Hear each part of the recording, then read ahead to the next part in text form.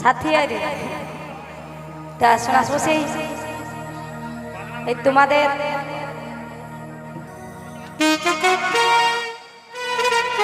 তা শোনা বসেই তোমাদের এখানে রে এই এলাকার লেখক সে উত্তম মাহাতো যাক এখন আসতে পারলো না। সে ফোন করেছিল, বলছে আমি যেতে পারলি না, অবশ্যই দেখা হবে, আসুন আশেপাশেই গানের মাধ্যমে। হ্যাঁ সে উত্তম মাহাতো রচনা মাধ্যমে হ্যালো। এগো স্বপ্ন দেখাই গেলি চলে আর জ্বলছি আমি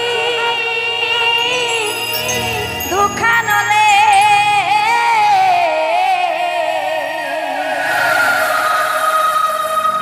ওগো তোর বিখনে মোহন কেমন করে, ওগো তোর বিখনে মোহন কেমন করে, ও সাথী আইরে আইরে আইরে ফিরে তোর ভালোবাসা কাঞ্চে করে,